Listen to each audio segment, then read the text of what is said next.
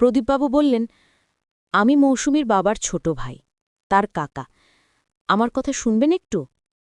শুভঙ্কর দরজা খুলে দিলেন। আমরা ভেতরে ঢুকলাম। শ্বশুরজিও ছিলেন। তিনি আমাকে দেখে মুখ ঘুরিয়ে নিলেন। প্রদীপবাবু বসলেন।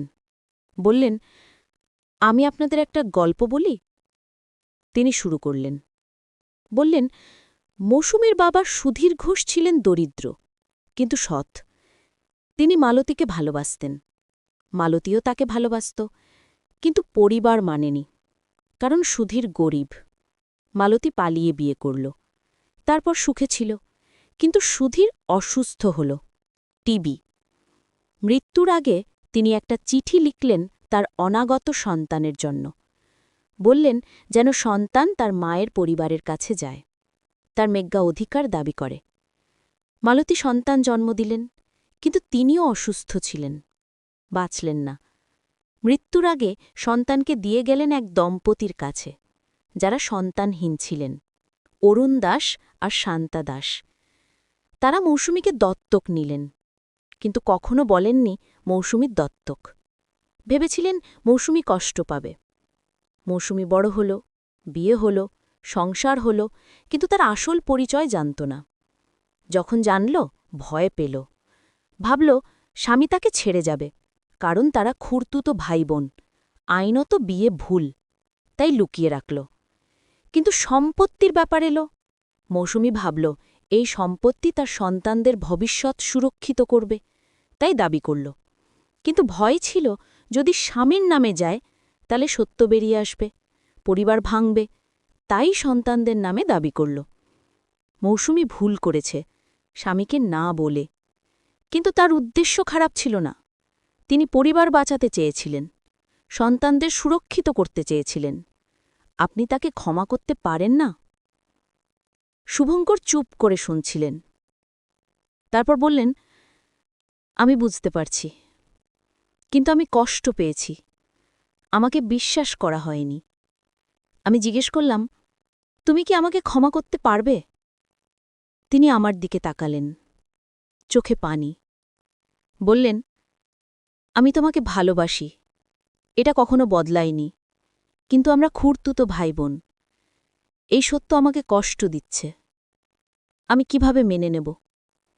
প্রদীপবাবু বললেন, রক্তের সম্পর্ক কাগজে। আপনাদের বিয়ে ২২ বছর হল, ২ সন্তান, এত ভালোবাসা, এত স্মৃতি, এগুলো কি মিথ্যে হয়ে যাবে একটা ডিএনএ রিপোর্টের কারণে? শ্বশুরজি তখন বললেন, কিন্তু সমাজ মানবে না, আইন মানবে না। তিনি হঠাৎ কথা বললেন, তার চোখেও পানি। বললেন, আমি দায়ী। আমি মৌসুমীকে চাপ দিয়েছি সম্পত্তি দাবি করতে। আমি ভেবেছিলাম এই সম্পত্তি আমাদের পরিবারে আসবে, কিন্তু মৌসুমী ভয় পেয়েছিল, তাই লুকিয়েছে। আমার দোষ। শুভঙ্কর বললেন, সবার দোষ। আমরা সবাই ভুল করেছি, কিন্তু এখন কি হবে?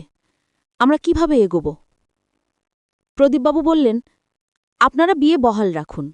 কেউ জানে না আপনাদের সম্পর্কের সত্য। ডিএনএ রিপোর্ট শুধু আদালতে আছে, সেটা গোপনীয়, কেউ দেখতে পারবে না। আপনারা স্বাভাবিক জীবন চালিয়ে যান। শুভঙ্কর বললেন, কিন্তু আমি জানি, প্রতিদিন মনে পড়বে আমরা ভাই বোন। কিভাবে ভুলব? প্রদীপবাবু বললেন, ভুলবেন না, মেনে নেবেন। আপনি কি আপনার স্ত্রীকে ভালোবাসা বন্ধ করতে পারবেন? শুভঙ্কর মাথা নিচু করলেন। বললেন, না, পারব না। প্রদীপবাবু বললেন, তাহলে ফিরে যান বাড়িতে, সংসারে, সন্তানদের কাছে। তারা বাবাকে খুঁজছে। মৌসুমী কাঁদছে প্রতিদিন। তাদের কষ্ট দিতে চান? শুভঙ্কর আমার দিকে তাকালেন। বললেন, তুমি আমাকে আর কিছু লুকাবে না? সব বলবে? আমি বললাম, হ্যাঁ, আর কখনো কিচ্ছু লুকাব না, প্রতিজ্ঞা করছি। তিনি বললেন, সম্পত্তির কি হবে? আমি বললাম, যা তোমার ইচ্ছে। তুমি চাইলে তোমার নামে করে দেব, তুমি চাইলে বিক্রি করে দেব, সব তোমার হাতে। তিনি বললেন, না, সন্তানদের নামেই থাক। তুমি ঠিক করেছ, তাদের ভবিষ্যৎ সুরক্ষিত হবে। আমার কোনো আপত্তি নেই। আমি কাঁদতে শুরু করলাম। তার পায়ে হাত দিলাম। বললাম, ক্ষমা করো। তিনি আমাকে তুললেন, জড়িয়ে ধরলেন, বললেন, আমরা দুজনেই ভুল করেছি। এখন থেকে নতুন করে শুরু করি, সব ভুলে যাই। সেদিন শুভঙ্কর ফিরলেন বাড়িতে। সন্তানরা খুশিতে লাফাতে লাগল, বলল, বাবা ফিরেছে, আমরা আবার পরিবার হলাম। কিন্তু এক গোপন সত্য আমাদের মাঝে, যা কেউ জানে না। দিন কাটতে লাগল, আমরা স্বাভাবিক জীবনে ফিরলাম। কিন্তু কখনো কখনো রাতে শুভঙ্কর জেগে থাকতেন। আমি জানতাম তিনি ভাবছেন। তিনি বলতেন, মৌসুমী, আমরা কি পাপ করছি? আমরা ভাই বোন, এই সম্পর্ক চালিয়ে যাওয়া কি ঠিক? আমি বলতাম, আমরা জানতাম না। এখন আমাদের সন্তান আছে, পরিবার আছে, আমরা ভালোবাসি একে অপরকে। এটাই সত্য, বাকিটা শুধু কাগজে। তিনি মাথা নাড়তেন, বলতেন, তুমি ঠিক বলছ, আমি তোমাকে ভালোবাসি, এটা কখনো বদলায়নি। কিন্তু একদিন নতুন সমস্যা এলো। আমার মা অরুণ দাসের মৃত্যু হল, হার্ট অ্যাটাক। আমি ভেঙে পড়লাম। তিনি যাই হোক আমাকে বড় করেছেন, ভালোবেসেছেন। আমি তার শেষকৃত্যে গেলাম। মায়ের সাথে দেখা হল, শান্তা দাস। তিনি কাঁদছিলেন, আমাকে জড়িয়ে ধরলেন, বললেন, আমার সব শেষ হয়ে গেল, তোমার বাবা চলে গেলেন। আমি বললাম, আমি আছি মা, তুমি একা নও। কিন্তু সেই রাতে মা আমাকে ডাকলেন, বললেন, মৌসুমী, তোমার কিছু বলার আছে। তোমার বাবা মারা গেলেন, এখন সত্য বলার সময় এসেছে। আমি বললাম, কি সত্য মা? তিনি বললেন, তুমি আমার দত্তক মেয়ে, তুমি জানো?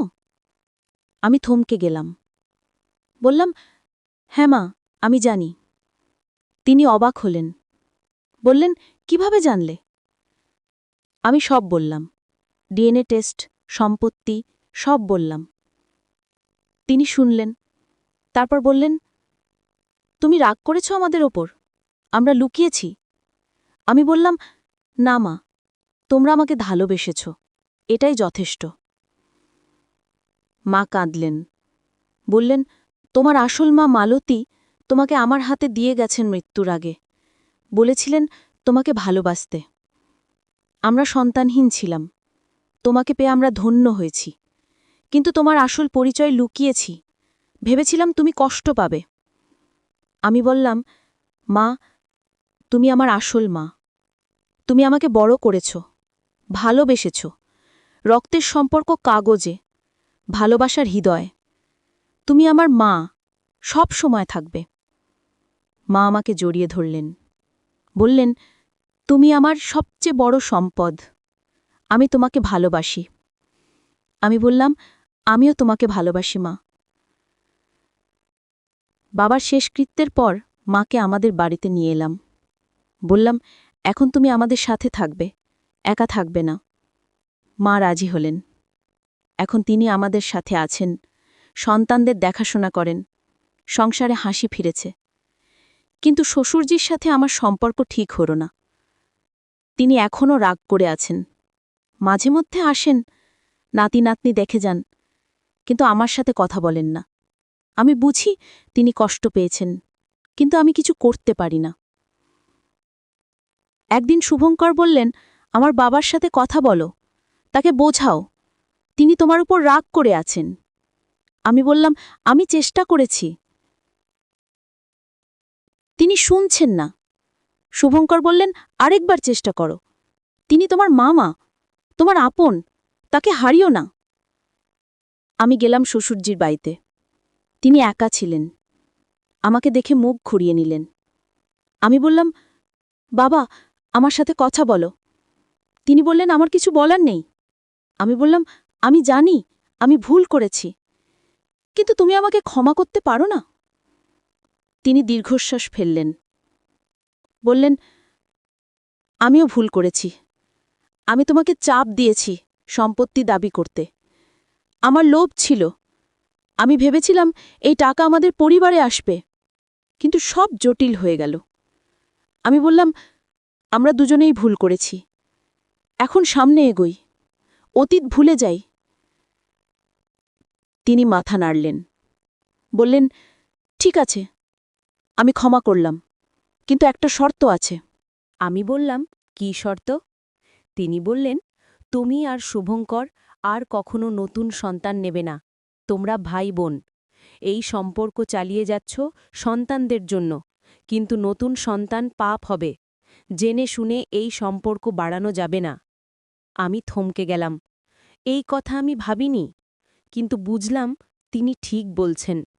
আমি বললাম, ঠিক আছে, আমরা নতুন সন্তান নেব না, আমাদের 2 সন্তান যথেষ্ট। তিনি স্বস্তির নিঃশ্বাস ফেললেন, বললেন, ঠিক আছে, তাহলে আমি তোমাকে ক্ষমা করলাম। এখন যাও, সংসার সামলাও, সন্তানদের বড় করো, তারা যেন কখনো এই সত্য না জানে। আমি বললাম, তারা জানবে না, আমরা কখনো বলবো না।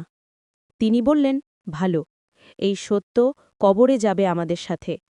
আমি মাথা নাড়লাম, বললাম, হ্যাঁ, এই সত্য কবরে যাবে। আজ 5 বছর কেটে গেছে সেই ঘটনার।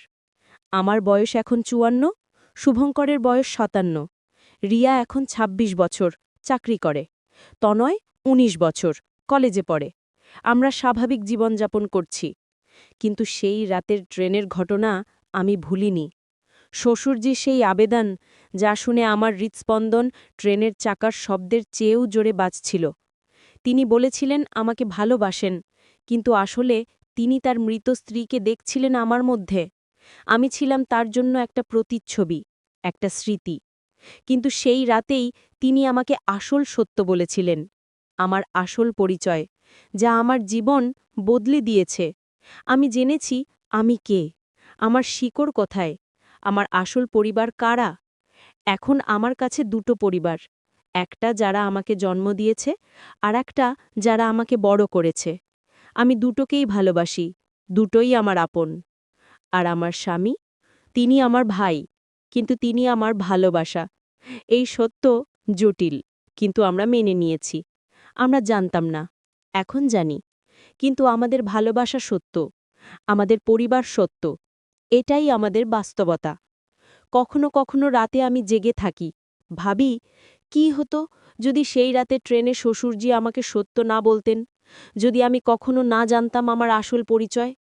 হয়তো জীবন সহজ হতো, কিন্তু অসম্পূর্ণ থাকত। এখন আমি সম্পূর্ণ। আমি জানি আমি কে, আমার অতীত কি, আমার ভবিষ্যৎ কি। আমার কাছে সম্পত্তি আছে, আমার সন্তানদের ভবিষ্যৎ সুরক্ষিত, আমার পরিবার আছে, আমার ভালোবাসা আছে। কিন্তু একটা গোপন সত্য আছে, যা আমি, আমার স্বামী, আমার শ্বশুর, আমার মা আর প্রদীপক কাকা ছাড়া আর কেউ জানে না। এই সত্য আমরা কবরে নিয়ে যাব। কেউ কখনো জানবে না আমি আর শুভঙ্কর ভাই বোন। এই গল্পের শেষ এখানেই। একটা রহস্যময় সত্য, একটা জটিল সম্পর্ক, একটা গোপন পরিচয়, যা বদলে দিয়েছে আমার জীবন। কিন্তু শেষ পর্যন্ত যা আমাকে শিখিয়েছে সবচেয়ে গুরুত্বপূর্ণ শিক্ষা, রক্তের সম্পর্ক শুধু কাগজে, ভালোবাসা হৃদয়ে। পরিবার যারা তোমাকে ভালোবাসে, না যারা তোমার সাথে রক্তের সম্পর্ক। আর সত্য, সত্য জানা দরকার, কিন্তু সত্য নিয়ে কিভাবে বাঁচবে সেটা আরও গুরুত্বপূর্ণ।